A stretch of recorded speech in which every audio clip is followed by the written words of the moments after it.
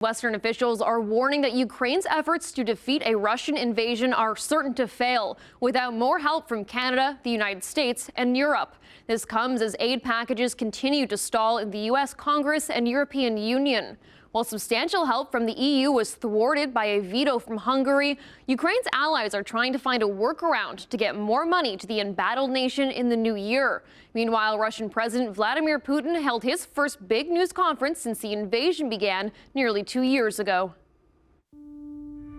Ukrainian President Volodymyr Zelensky visited the graves of fallen soldiers in Lviv this morning, a stark reminder of the human toll in the almost 2-year-long war.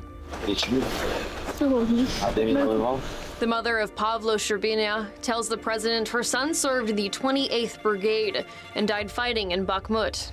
Troops are still in the eastern Ukrainian city controlled by the Russians, exhausted after months of combat.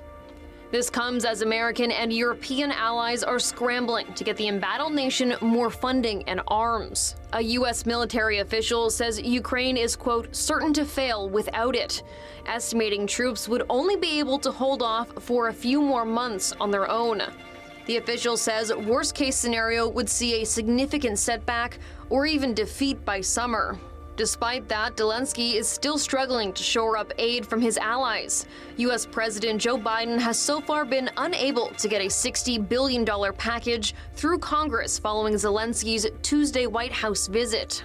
In just over the last 24 to 48 hours, we've seen additional airstrikes by Russia on critical infrastructure. And they'll face more death and destruction to their families and to their homeland. They need our help, and they need it right now, not after the eggnog. The U.S. Senate will return to work next week with hopes to get a vote done. In an unexpected political victory yesterday, EU leaders voted to open membership talks with Ukraine, even as the war drags on. Інтегрувати державу, всі інституції, всі норми. In a social media message, Zelensky says it would be a massive job to integrate the state, all the institutions, and all the norms. But we will do it. Today and tonight, I think to the people of Ukraine, we are on their side, and this decision made by the member states is extremely important for the credibility of the European Union. But the president came home nearly empty-handed when it came to cash. Zelensky came close to securing a deal that would see the European Union promise 50 billion euros to Kyiv over the next 4 years. But Hungary was the lone holdout, saying giving money to Ukraine is like throwing it out the window. Today, the 26 other member states vowed to clear a large package of aid for Ukraine, despite the initial veto. But Zelensky will have to wait until early 2024.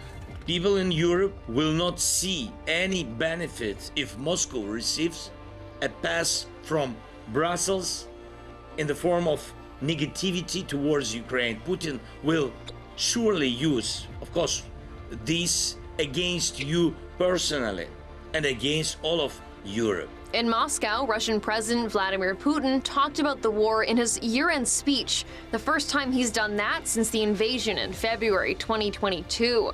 He answered questions about what he calls a special military operation.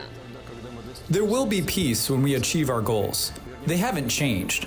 This is the demilitarization and denazification of Ukraine and its neutral status. Putin also noted that U.S. aid to Ukraine seems to be drying up. Today, Ukraine produces almost nothing. They are trying to preserve something, but they produce almost nothing. They get everything, excuse the bad manners, for free. But this freebie may end someday, and apparently it is ending.